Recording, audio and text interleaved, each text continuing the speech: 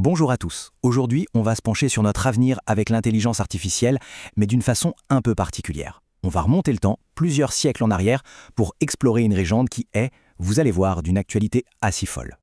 Alors, imaginez un instant. On est à Prague, à la toute fin du XVIe siècle. L'ambiance dans les ruelles pavées est particulière, un vrai mélange de mysticisme et de tension. Et c'est précisément là que notre histoire commence. La question qui va nous guider, elle peut sembler un peu étrange, je vous l'accorde. Est-ce qu'une vieille histoire de géants d'argile peut vraiment, mais alors vraiment, nous éclairer sur les défis que l'IA nous pose aujourd'hui? Eh bien, la réponse pourrait bien vous surprendre. Alors, allons-y. Plongeons dans cette fameuse légende. Parce que pour bien saisir le parallèle avec notre époque, il faut d'abord comprendre l'histoire originale du golem. Rien que le mot golem déjà, c'est très parlant. En hébreu, ça désigne un être inachevé. C'est exactement ça l'idée. Une créature surpuissante, parfaitement fonctionnelle, mais à qui il manque le principal. Il manque l'âme, la conscience. C'est en somme une coquille vide qui bouge. Le récit, lui, suit un cycle presque inévitable, une sorte de tragédie annoncée. Tout part d'une bonne intention, la création, pour protéger la communauté. Puis vient l'activation, avec ce fameux Shem sur le front, on pourrait voir ça comme un programme de démarrage divin. Au début, tout marche à merveille. Le golem est un serviteur efficace. Mais, c'est là que tout bascule, cette force brute sans conscience finit par se dérégler. C'est la rébellion. Et la seule issue, tragiquement, c'est sa destruction. Ok, maintenant qu'on a les bases de la légende, on va creuser un peu plus. On va s'attaquer à la question philosophique qu'elle soulève. Et c'est vraiment là que ce vieux mythe devient un miroir bluffant de notre présent. C'est la question centrale au fond. Qu'est-ce qui différencie une créature qui est simplement animée d'un être qui est véritablement conscient? Le golem, il bouge, il agit, il obéit, il est animé, c'est certain. Mais est-il vivant? Ressent-il quoi que ce soit? Le mythe nous force à réfléchir à cette frontière qui est incroyablement fine. Cette distinction, elle est vraiment fondamentale.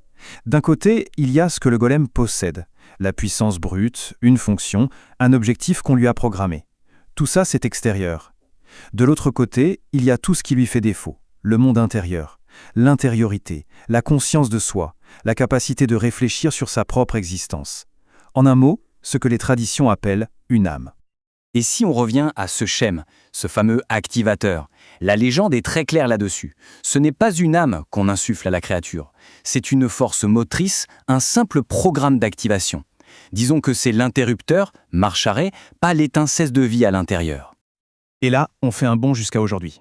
Cette différence entre un moteur et une présence, entre un programme et une âme, eh bien c'est précisément le débat qui agite le monde de l'IA. Nos systèmes sont capables de simuler l'intelligence de façon stupéfiante. Mais est-ce qu'ils font l'expérience du monde? C'est la grande question. Parce que la conscience, ce n'est pas juste un calcul, aussi complexe soit-il. C'est une expérience vécue. C'est ce point de rencontre presque magique entre l'information brute et le sens. C'est la capacité de douter, d'avoir peur, d'avoir une perception de soi. Tout ce que le golem, et peut-être nos IA actuels, ne possèdent tout simplement pas. Alors le point vraiment crucial, il est là. Le danger du golem ne vient pas de la malveillance. Il n'est pas méchant. Il est dangereux parce qu'il agit sans sagesse, il exécute des ordres sans aucune compréhension morale des conséquences. C'est une puissance totalement aveugle. En gardant bien ça en tête, essayons de nous projeter.